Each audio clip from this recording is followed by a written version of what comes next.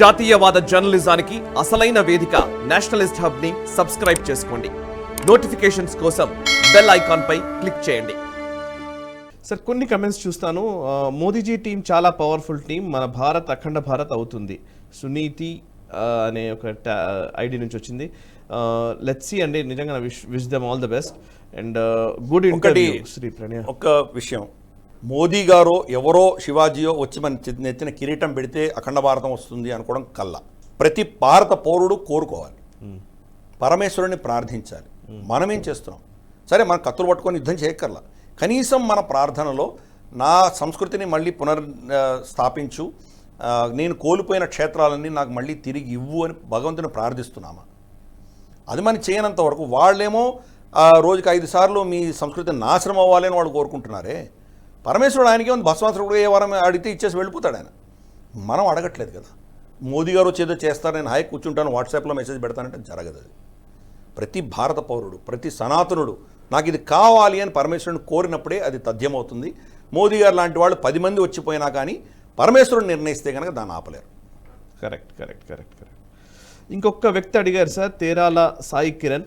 సాయి గారు, please ask Giridharji on opening Nalanda university from global పర్స్పెక్టివ్లో ఈ నలంద యూనివర్సిటీ మళ్ళీ పునరుద్ధరణని ఎలా చూస్తారు అనేది ఒక ప్రశ్న సార్. అంటే రెండు, ఒకటి బక్తియార్ ఖిల్జీ ధ్వంసం చేసినటువంటి యూనివర్సిటీని మళ్ళీ కన్స్ట్రక్ట్ చేసుకున్నామని ఒక సంతృప్తి మనకు ఉన్నది, ఒక విధమైన సైకలాజికల్ సక్సెస్ మనం భావించవచ్చు. కానీ అల్టిమేట్గా మన దేశంలో యూనివర్సిటీస్ అన్నీ ఎలా గబ్బిళాలమయమయ్యాయో మనం చూస్తున్నాం. మనం కరెక్ట్, జేఎన్యూ కావచ్చు, జాదవ్పూర్ యూనివర్సిటీ కావచ్చు, హెచ్సియు కావచ్చు, ఇవన్నీ వామపక్ష భావజాలానికి ఆశ్రయం ఇచ్చి సంస్కృతికి వ్యతిరేకంగా ఎలా ప్రవర్తిస్తున్నాయో మనం చూస్తున్నాం. మనం సమాజాన్ని విచ్ఛిన్నం చేసే దిశగా వీళ్ళ రీసెర్చ్లు ఎలా జరుగుతున్నాయో మనం చూస్తున్నాం. నలంద యూనివర్సిటీ కూడా అదే దిశగా వెళ్తే కనుక మనం దాన్ని నిజంగా అది ఎందుకు మనం స్టార్ట్ చేసామని అనుకునే పరిస్థితి రాకూడదు మనకి. అదే దాన్ని ప్రోగ్రెసివ్గా మన భారతీయ సంస్కృతిలో ఉన్నటువంటి మూలాల ఆధారంగా మానవాళికి హితం చేసేటువంటి దిశగా అక్కడ ఏమైనా పనులు జరిగితే కనుక తప్పకుండా అప్పుడు నాగార్జునుడు, ఇన్ఫ్యాక్ట్ నాగార్జునాచార్యులు అక్కడ chemistry department head of the department,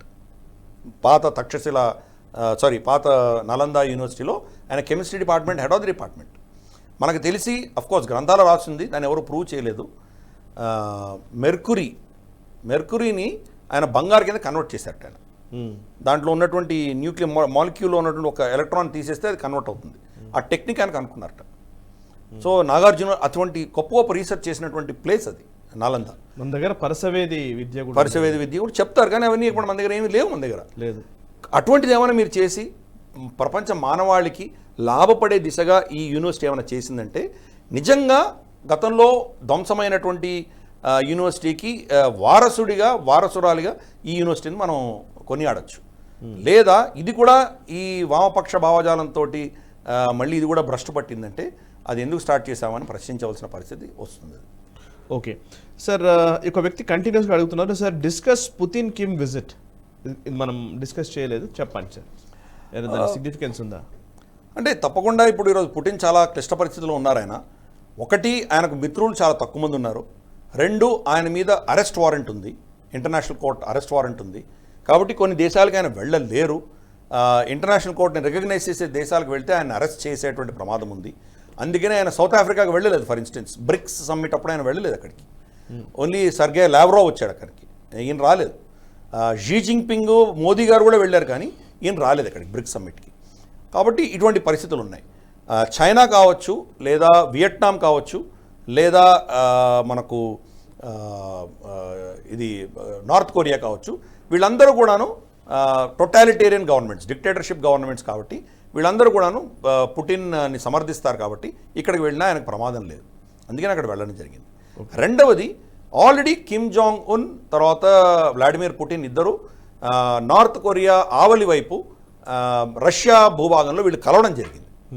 కొన్ని నెలల క్రితం కలిశారు. ఈయన ట్రైన్లో వెళ్ళాడు, ఈయన కిమ్ జాంగ్ ఉన్ అక్కడ కలిశారు. కలిస్తే వాళ్ళ దగ్గర ఉన్న కొత్త లేటెస్ట్ రాకెట్లు, స్పేస్ శాటిలైట్స్, రాకెట్స్ పంపించేటువంటి ఫెసిలిటీని స్వయాన వ్లాడిమిర్ పుటిన్ కిమ్ జాంగ్ ఉన్కి చూపించడం జరిగింది. అప్పుడు కిమ్ జాంగ్ ఉన్ అంటే నార్త్ కొరియా రష్యాకు అమ్యునిషన్ సప్లై చేస్తున్నది. యుక్రెయిన్కి వ్యతిరేకంగా యుద్ధం చేయడానికి వీళ్ళకు చాలా మందు సామాగ్రి సప్లై చేస్తున్నారు. ఇరాన్ కూడా వాళ్ళకి డ్రోన్ సప్లై చేస్తున్నారు. కాబట్టి ఈ దేశాలు రష్యా యుద్ధానికి చాలా కీలకమైనవి. అందుకని ఆయన అక్కడికి వెళ్ళడం జరిగింది. వాళ్ళ చర్చలలో వాళ్ళు ఇచ్చిన ఒక స్టేట్మెంట్ ఏంటంటే ఏ దేశం పట్ల ఆంక్షలు విధించే అధికారం ఎవరికి లేదు అని ఇద్దరు స్టేట్మెంట్ ఇచ్చారు. ఎందుకంటే రెండు దేశాల మీద ఆంక్షలు ఉన్నాయి కాబట్టి, రష్యా మీద ఆంక్షలు ఉన్నాయి, నార్త్ కొరియా మీద కూడా ఆంక్షలు ఉన్నాయి. ఈ రెండింటిని ఆంక్షలు విధించే అధికారం ఎవరికి ఉంది? ఈ ప్రతి దేశం వాళ్ళ సార్వభౌమత్వాన్ని వాళ్ళు కోల్పోవడానికి సిద్ధంగా లేరు, దానికి వ్యతిరేకంగా ఆంక్షలు వేసే శక్తి మీకు లేదు అన్న దిశగా వీళ్ళిద్దరు మాట్లాడడం జరిగింది. తప్పకుండా ఈ యొక్క కలయిక వల్ల రష్యా యొక్క యుద్ధం చేసేటువంటి పటిమ ఇంకా బలపడుతుంది అని మనం అనుకోవాలి. నార్త్ కొరియాకి టెక్నాలజీ ఇవ్వబోతున్నారు రష్యన్ కంపెనీలు, దాని ద్వారా వీళ్ళు తయారు చేసి మ్యానుఫ్యాక్చర్ చేసి మళ్ళీ రష్యాకి ఇస్తారు. ఓకే సార్, దినేష్ దొంతులా ఒక ప్రశ్న అడిగారు. Sir, discuss IAF and Qatar air force Mirage 2000 jets deal. అది ఇంకా ఫైనలైజ్ అవ్వలేదు కాబట్టి ఇప్పుడు మనం దాన్ని ఆపుదాం. ఓకే, అది ఫైనలైజ్ అయ్యి మన దగ్గర నిజంగా వచ్చినప్పుడు మనం దాని గురించి మాట్లాడదాం. ఇంకా చర్చల పరిస్థితిలోనే ఉంది అది. ఆ స్టేజ్ దాటి అది ఫైనల్గా మనకు వచ్చిన తర్వాత మాట్లాడదాం. Okay right. ఇంకా చాలా మంది ప్రశ్నలు అడుగుతున్న వాళ్ళు ఉన్నారు పుతిన్ కిమ్ విజిట్ గురించి. మనం కానీ బట్ నేను అభినందించాలి, ఇటువంటిది ఖతార్ భారతదేశం మధ్యలో మిరాజ్ 2000 గురించి చర్చలు జరుగుతున్నాయి అనే అవగాహన ఉన్నందుకు నేను అభినందిస్తున్నాను. యా, అంటే ఇండివిజువల్ రీసెర్చ్ సార్ ఇది. కరెక్ట్. ఎవరికి తెలిసింది, ఎంతమందికి తెలుసు, ఆ వ్యక్తికి తెలిసినందువల్ల నిజంగా అంటే ఎక్కడో మనకు ప్రపంచంలో జరుగుతున్న అంశాల గురించి అవగాహన ఉన్నటువంటి వ్యక్తులు మన ప్రోగ్రామ్ చూస్తున్నందుకు వాళ్ళని కూడా అభినందించాలి మనం. ఖచ్చితంగా సరే, మన ప్రేక్షకుల్లో అన్ని స్థాయిల్లో ఉంటారు, ఏమి తెలియని వాళ్ళకు ఉంటారు, కాబట్టి వాళ్ళ స్థాయికి వెళ్ళి చెప్పవలసిన బాధ్యత కూడా మనకు ఉంటుంది. అలాగే బాగా తెలిసినటువంటి వాళ్ళు కూడా ఉంటారు, కాబట్టి మనం బ్యాలెన్స్ చేసే ప్రయత్నం మనం చేస్తున్నాం. అవును, నిజంగానే. అంటే ఎక్కడికైనా వెళ్ళినప్పుడు కూడా నిజంగా ఒక్కోసారి నేను బీయింగ్ ఏ జర్నలిస్ట్ నాకు చాలా గర్వకారణంగా కూడా ఉంటుంది ఒక్కోసారి. ఎందుకంటే ఏదైనా ఒక వార్త చెప్పాము అని అన్నప్పుడు ఆ వార్త పట్ల అంటే వాళ్ళకి శ్రద్ధ ఉండి దాని గురించి తెలుసుకొని ఆల్రెడీ ఉండడం ఒక లెక్క, తెలిసిన దాన్ని మనం చెప్పిన విషయాన్ని గమనంలోకి తీసుకొని మళ్ళీ దాన్ని రీఐటరేట్ చేయడం, ఇంకో సందర్భంలో మళ్ళీ దాన్ని ప్రస్తావించడము, ఇది ఇంకొక లెక్క. ఎక్కడికైనా పోయినప్పుడు కూడా చాలామంది మనల్ని అభినందిస్తున్న వాళ్ళు కావచ్చు, కలుస్తున్న వాళ్ళు కావచ్చు, పెద్దవాళ్ళు కలుస్తూ ఉన్నారు, నిజానికి ఏమీ తెలియని వ్యక్తులు కలుస్తూ ఉన్నారు, అందరూ అభినందిస్తూ ఉన్నారు. వాళ్ళందరికీ కూడా పేరు పేరున ధన్యవాదాలు. అండ్ మీరు మా స్థాయిని ఇంకా పెంచుతున్నారని నేను చెప్పాలి. యాక్చువల్లీ నేను చాలా అల్పమైన వ్యక్తిని, గిరిధర్ గారు అంటే చాలా విషయాలు తెలిసిన వ్యక్తి, 30 ఏళ్ళకెళ్ళి 40 ఏళ్ళకెళ్ళి వారు చదువుతూనే ఉన్నారు కావచ్చు. బట్ సీరియస్లీ నేను చాలా అదృష్టవంతుణ్ణి, ఇట్లాంటి గొప్ప వ్యక్తులతో సంభాషించే యోగ్యం నాకు కలిగింది. ఇంకా చాలామంది గొప్ప వ్యక్తులను నేను పరిచయం చేసుకుని వాళ్ళ ముందుకు వెళ్ళే ఒక భాగ్యం ఈ నేషనలిస్ట్ వేదిక నాకు ఇచ్చింది. రియల్లీ నిజంగా థ్యాంక్ యూ వెరీ మచ్. దీన్ని ఒళ్ళు దగ్గర పెట్టుకునే ముందుకు తీసుకెళ్లే ప్రయత్నం చేస్తాము. ఇక నేను ఈ డిబేట్ కంక్లూడ్ చేస్తాను. సార్, మీ వీడియోస్ అన్ని లాంగ్వేజెస్లో డబ్ చేస్తే దేశం గురించి ఆలోచించే నేషనలిస్ట్ యొక్క సంఖ్య అన్ని రాష్ట్రాల్లో పెరుగుతుందని భావిస్తున్నా. లక్ష్మణ్ పట్నం గారు, నిజమేనండి, కానీ దానికి మా వనరులు సరిపోవు, ఇంకా చాలా చేయాల్సింది, ఇంకా చాలా ఇప్పటికీ మేము కొట్టుమిట్టాడుతూనే ఉన్నాం ఆర్థికపరమైన ఇబ్బందులతోటి. అది నేను చెప్పదలుచుకోలేదు మీ ముందు. నాకు చెప్పిన ప్రతిసారి ఏదో కమ్యూనిస్టులు చేసే పేదార్పుల్లాగా ఉంటాయి, అది నేను చేయదలుచుకోలేదు. So next, school syllabus change చేయాలి సార్, దేశభక్తి పెంపొందించాలి సార్. సునీతి, ఖచ్చితంగా అండి, దాని గురించి ఇంకో సందర్భంలో మళ్ళీ మనం మాట్లాడదాము. అండ్ ఇంకా ఏమైనా చివరిగా మీరు ఈ ఎపిసోడ్లో ఏమైనా మిస్ అయినా చెప్పాలనుకుంటే చెప్పండి సార్. మనకు మల్టిపుల్ యాంగిల్స్ మనం చైనాను కౌంటర్ చేస్తున్నాం మనము. కరెక్ట్. అలాగే పాకిస్తాన్ కూడా కౌంటర్ చేస్తున్నాం మనము.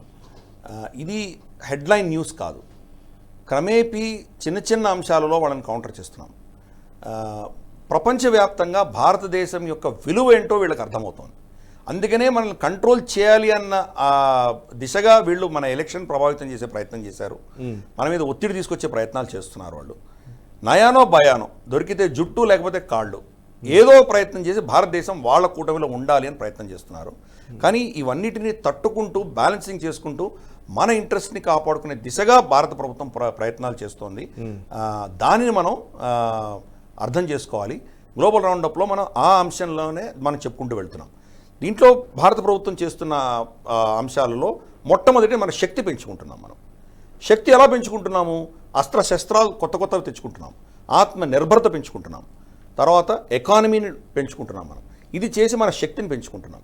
రెండవది మిత్రులను పెంచుకుంటున్నాం మనం. మూడవది మన శత్రువులని ఇద్దరికే పరిమితం అయిపోయారు. వాళ్ళిద్దరూ మనకు వ్యతిరేకంగా ఉన్నారు, వాళ్ళని మనం ఏం చేయలేం. వాళ్ళిద్దరిని మినహాయించి నిజంగా శత్రువులు అంటూ లేరు. ఈవెన్ టర్కీ కూడా భారతదేశం వాళ్ళకి చాలా కీలకం.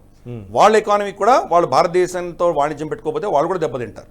కాబట్టి అన్ని అంశాలలో కూడా మనం భారతదేశం ఏంటంటే ఒక విధమైనటువంటి కీలక పాత్ర ఈరోజు ప్రపంచంలో పోషిస్తోంది. మన గ్లోబల్ రౌండప్ ఎపిసోడ్స్ చూసిన వాళ్ళందరికీ కూడాను ఇది మౌలికమైనటువంటి థీమ్గా మనం అర్థం చేసుకోవాలి. అంటే ఒకటి మన శక్తి పెంచుకోవడము, రెండు మన మిత్రులను పెంచుకోవడం. ఈ రెండు కార్యక్రమాలు ఈ ప్రభుత్వం చేస్తోంది. కాబట్టి మన ఇంపార్టెన్స్ పెరిగింది, మన శక్తి పెరిగింది, మన ఎదుగుదలకు కావాల్సినటువంటి ఎకోసిస్టమ్ అంతా కూడా మనకి ఈరోజు మన సపోర్ట్గా నిలిచింది. అది ఓకే, ఇది ఓవరాల్గా మన ఏంటంటే ప్రభుత్వం చేస్తున్నదని మనం గమనిస్తే కనుక చిన్న చిన్న అంశాలు ఉంటాయి, కొన్ని టాక్టికల్, కొన్ని చేయలేవచ్చు, కొన్ని చేయలేకపోవచ్చు. దాని గురించి మనం వరి అవ్వక్కర్లేదు. ప్రభుత్వాన్ని ఈ అంశంలో మనం సమర్థించవలసిన బాధ్యత మన మీద ఉంది. Correct sir. ఈ వీడియో మీకు నచ్చినట్టయితే లైక్ చేయండి, 10 మందికి షేర్ చేయండి. అలాగే కామెంట్ల రూపంలో మీ అభిప్రాయాలను మాతో పంచుకోండి. Nationalist hub group of channels ను సబ్స్క్రైబ్ చేసుకుని తెలుగునాట జాతీయవాద జర్నలిజాన్ని ప్రోత్సహించండి. ఈ వీడియో కింద ఉన్న బెల్ ఐకాన్ పై క్లిక్ చేయడం మర్చిపోవద్దు.